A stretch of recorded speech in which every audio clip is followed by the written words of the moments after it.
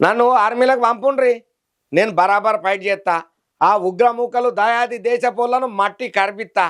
నమ్మతలేరా? నేను ఆర్మీలో పనిచేసినవయ్యా, ఊత మాటలు నేను ఎందుకు చెప్తా?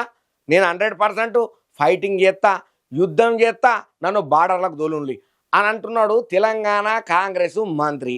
మరి ఎవలయ్యా ఉన్నట్టుండి బార్డర్లకు పోతా అన్న పెద్ద మనిషి ఏమా కథ అని అంటారా? వార్త వచ్చింది కదా, చూద్దాం పాండ్రి.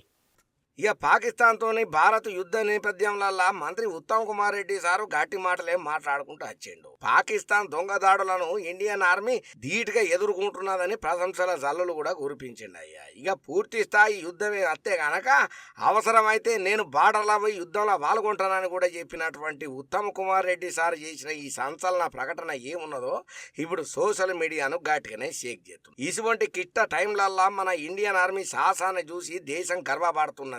పాల్గాంలో పాకిస్తాన్ ప్రేరేపిత టెర్రరిస్టులు అత్యంత ఘాతకానికి ఒడిగట్టిల్లు. వాళ్ళను ఉపేక్షణ చేయనవద్దు. ఇటువంటి టెర్రరిస్టులను, ఇటువంటి ఉగ్రవాదాన్ని అరికట్టాలి, మట్టి కురిపియాలి. ఇక టెర్రరిస్టులు ఇంత మందిని అన్నాలంగా పుట్టన పెట్టుకున్నాడు. విహారయాత్ర కోసం పోయినోళ్ల మీద తుపాకీల తూటాలు వేల్చుడు చాలా బాధాకరమైన ముచ్చట. హిందూ ముస్లింల మధ్యన విభేదాలు పెంచనీకనే ఇటువంటి పని చేసిలు. దానికి ప్రతీకారంగా ఇండియా చేస్తున్న స్ట్రైక్ అద్భుతం అని కూడా కితాబులు ఇచ్చిండయ్యా. నేను మిలిటరీలో కూడా పనిచేసిన, నాకు యుద్ధం గురించి బాగా ఎరికే.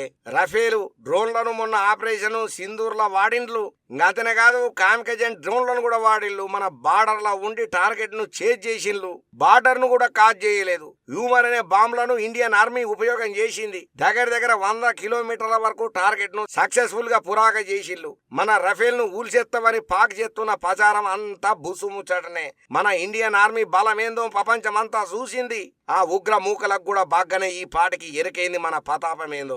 ఇటువంటి టైంలలో అందరూ ఆర్మీకి మద్దతుగా ఉండాలి. ఇటువంటి అడ్డమైన ఫేక్ ప్రచారాలను నమ్మొద్దు, మీరు చెయ్యొద్దు. ఇటువంటి అత్యవసర టైంలల్లా గడ్డు కాలంలల్లా రాజకీయాలు మేము చెయ్యము. ఇటువంటి టైంలల్లా కేంద్ర సర్కార్కు సంపూర్ణ మద్దతును మేము ఇస్తున్నామని చెప్పి ఉత్తమ్ కుమార్ రెడ్డి సార్ అన్న మాటలకైతే మత్తు మంది కితాబు చేస్తున్నారు. ఇది కదా నాయకుడి లక్షణం అంటే. పార్టీలకు అతీతంగా జరుగుతున్నటువంటి అన్యాయాన్ని, అక్రమాన్ని, ఉగ్ర మూకల దాడిని తిప్పికొట్టుట్లల్లా భారత సర్కారు ఎంత శాఖశక్యంగా ఎదుర్కొంటున్నదో వాళ్లకు అండగా మనం ఉండాలన్న ఏదైతే మాట ఉత్తమ్ కుమార్ రెడ్డి సార్ చెప్పిండో, ఈ మాటకైతే ఉత్తమ్ కుమార్ రెడ్డి సార్కు కితాబుల మీద కితాబులు ఇస్తున్నారయ్యా.